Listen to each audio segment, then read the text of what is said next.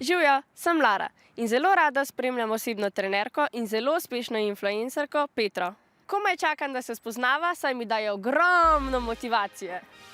O katerih temah misliš, da bi se mogli več pogovarjati na socialnih omrežjih? Definitivno pač o nekem realnem življenju oziroma o napakah. Zakaj se ti zdi pomembno, da objaviš svoje realne fotografije?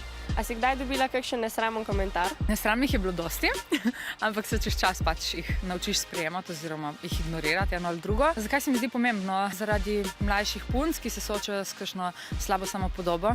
Beseda influencer ima zelo pogosto tak negativen prizvok. Kako pa ti gledaš na njo? Na začetku sem gledala zelo grdo, pač šla mi je na živce, odkrito povem, ampak zdaj jo nekako sprejemam zaradi tega, ker mislim, vsaj pri meni, da se je zgodila taka neka lepa skupnost in če pač temu rečejo, da se je zgodila zaradi influencinga, potem pač naj bo. V korona času si začela z vadbami preko Instagrama.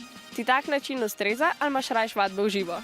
Ko sem rodila, ni več šlo biti cel dan v fitnessu, tako da zdaj mi bolj odgovarja sicer preko spleta, ampak če bi dan imel več kot 24 ur, bi se definitivno odločila za vadbo v živo. Zakaj misliš, da je pomembno, da telovadimo? Zaradi boljšega počutja, zaradi zdravja. Kako sestaviš svoje treninge? Pridem tam in v unem momentu, kar se mi da delati, tisto pač delam. Kaj bi sporočila dekletom, ki se slabo počutijo v svoji koži? Da bo minilo, čez čas ugotoviš pač, da to ni najbolj pomembna stvar v življenju in da je 90% žensk šlo čez to.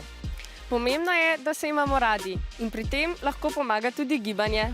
Odkar poznam Petro, migam še raje. Dejte še vi. Adijo!